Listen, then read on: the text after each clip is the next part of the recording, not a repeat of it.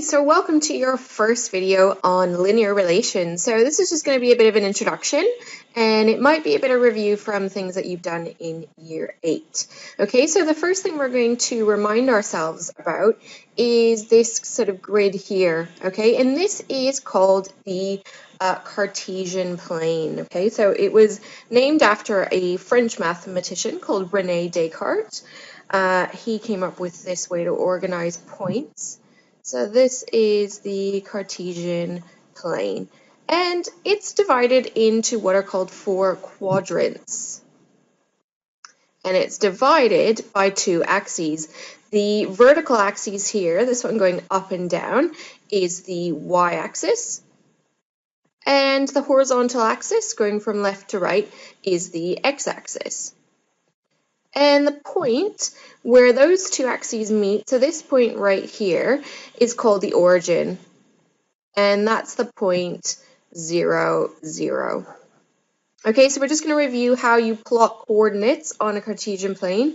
The first one here is the point 3, 5. So you've got to always remember that coordinates are always written in the form x, y. So the x value is first and the y value is second. So the point 3, 5, if we start at the origin, that means we're going to go to the right 3 and up 5. So that would be point A there. Point B is negative 2, 1. So again, we'll start at the origin. Negative 2 means we're going to go to the left 2 and then up 1. So there's B. The point C there is negative 1, negative 4. So left negative to negative 1 and then down to negative 4. So that's C. And D is the point 3, 0. So we're going to go to the right 3 and we're not going to go up or down because that's the point 3, 0. So that's on the x-axis. So that's point D there. Okay, so a linear relation is a set of ordered pairs, so a set of points that when you graph, you get a straight line. Okay, so that's what we're going to be looking at in this unit. We're going to be looking at just straight line graphs. Okay, and these relations can come in generally in one of 2 forms. Okay, so the first form we're going to look at and we're going to use a lot is the form y is equal to mx plus c. Okay, y and x stay in the equation, so you can see an example down here. I've got y is equal to 2x minus 1. So m is going to be a number, a value, and that tells us the gradient or the slope of the line. So it tells us how steep the line is, and we'll look at that a bit more later on. And c gives us the y-intercept. So that is where the line crosses the y-axis. Okay, let's take a look at how we graph a line if we're given its equation using what's called a table of values. So I've set up a table here for you, and this question says we're going to use the values of x from negative 2 to 2 to plot the graph y is equal to 2x minus 1.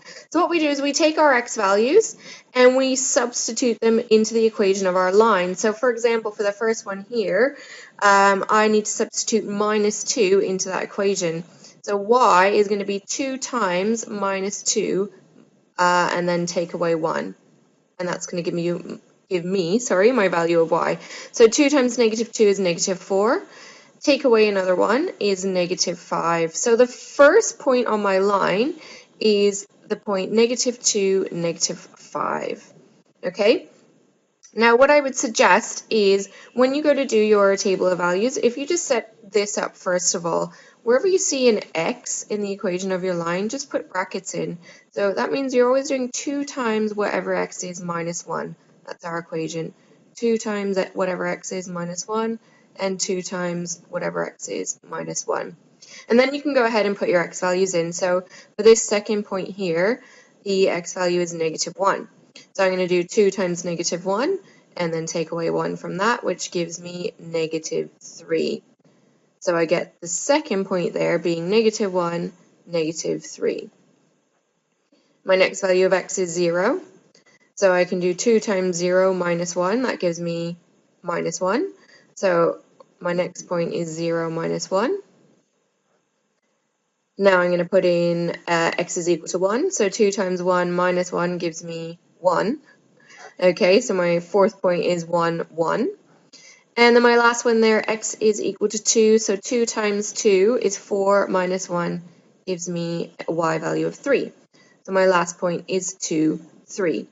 And then I can go ahead, now I've got 5 points. You actually only really need 2 points to make a line, but it's always good to do more than 2 just to be sure. Well, I'm going to go ahead and plot these points. Okay, so my first one was -2, -5, which is here. The next one is -1, -3. Then I've got the point 0, -1, 1, 1, and the point 2, 3.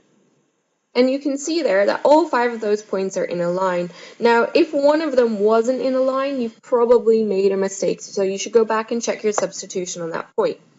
Okay, so using a ruler, you can connect the dots, and my line isn't very straight because I haven't used a ruler, but I'm sure all of you will.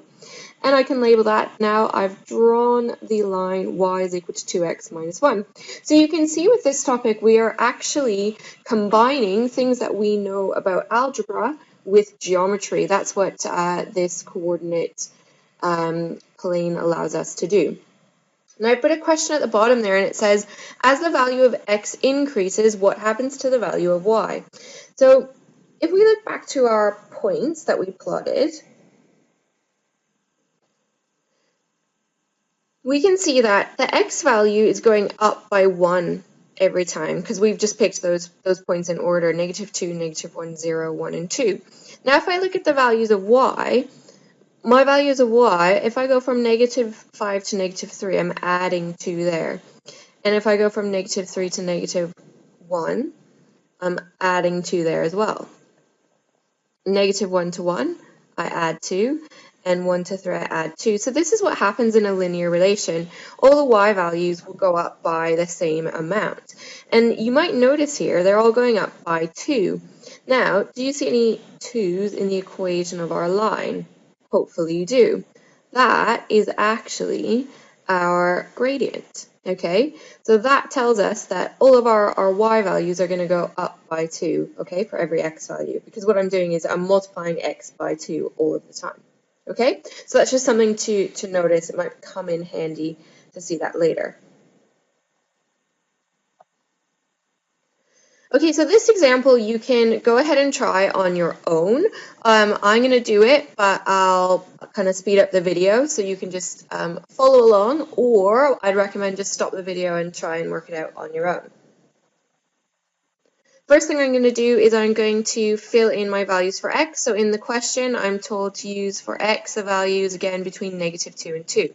So -2, -1, 0, 1, and 2. Okay, and then I'm going to set this up again just so it's easier for me to calculate. My equation now is -3 times whatever x is plus 1. Okay, so now I'll go ahead and substitute in my values for x.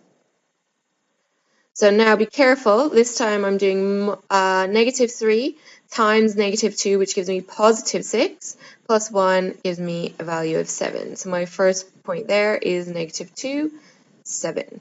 Now I'll go ahead and do the rest.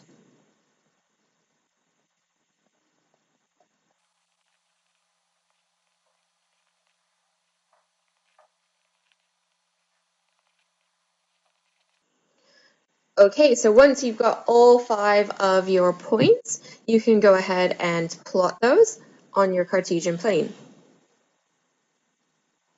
Okay, so this time when we look at what happens to the value of y as x increases by 1, hopefully you can see this time what's happened is you've had to subtract 3. So every time x goes up by 1, y goes down by 3. Okay, and again, you can see that represented in the equation up here. Y is equal to -3x plus 1. Okay, so again, that's the gradient. It tells us the slope of the line. So in this case, the gradient is -3. Also, what you can see here is that the line is going down. So from left to right, That's because we've got a negative gradient. So if we look back to the one we did before, you can see that this one had a positive gradient, had a gradient of 2, and this line is going up from left to right. So, okay, now we're going to try and go backwards. I've given you these points, and you're going to try and work out what the linear relation is. So, in this case here, we know the equation of a line has to be in this form. Y is equal to mx plus c. Okay?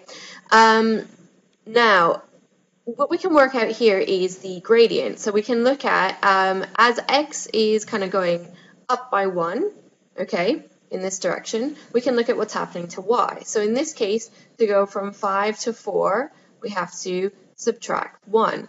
And then to go from 4 to 3, we also subtract 1. From 3 to 2, subtract 1. Subtract 1, subtract 1. So we can see that what's happening here is that we're taking away 1 every time. So that means our gradient is going to be 1. Okay, so I've kind of got a bit of my equation. I'm going to have y is equal to negative 1x plus c. But I need to work out what c is. And c is the y-intercept. So it's where the graph crosses the y-axis. Now, if we look back to this one here, you can see that the graph crosses the y-axis at this point here, right? At the point 0, 1. So the graph's always going to cross the y-axis when x is equal to 0, right? Because it's going to be on that line there. So the x-coordinate of any point on that line is always going to be 0. And from my table of values, I could have seen that without even looking at the line because I've got this point here, 0, 1. So I know my y-intercept is 1. So if we go back to this here, take a look at the table of values and see if you can find the y-intercept. So remember, the y-intercept is when x is equal to 0, so it's going to be that point there. Okay, so the graph crosses the y-axis at the point 0, 2, so the y-intercept is just 2. Okay, so that means c in this case, so the y-intercept is 2.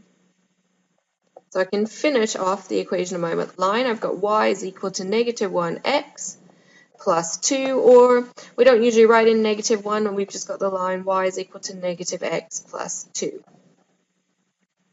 Now I mentioned in the beginning of this session that we could have the equation of a line in a different form. We could also have it in the form ax plus by is equal to d, where a, b, and d are just numbers. So if you take a look at this here, I've got negative 4x plus 2y is equal to 6. Okay, so it's in a different form, but it's actually really useful for us to put lines in the equation y is equal to mx plus c, because we can then immediately tell what the gradient of the line is and what the y-intercept is. So we need to go back to our ability to rearrange a formula that we learned in our algebra unit. So be able to make the y the subject so that it's in the form y equals mx plus c. So let's take a look at this first one here. So I want y equals on the right hand side. I don't want that minus 2x in. So what I can do is I can add 2x to both sides, and that gets rid of it on this side, which gives me y is equal to 5 plus 2x. Or I can swap those around and just write 2x plus 5 because they're both positive. Okay, let's take a look at b. So b in this case, again, I want y on its own. So the first thing I'm going to do is add 4x to both sides. Add 4x, add 4x. That gets rid of it here. So I'm left with 2y is equal to 6 plus 4x. Okay, but I don't want 2y, I want y on its own. So what I have to do is I need to divide every single term by 2. So on the left-hand side, I get y on its own. Now if I do 6 divided by 2, I get 3, and 4x divided by 2 is 2x. So now I've got this in the equation y is equal to mx plus c. Okay, so that was the end of this video. You can go right ahead and write your summary and your question. If you know the answer to your question, you can fill that in, but if not, you can just leave it blank for our class.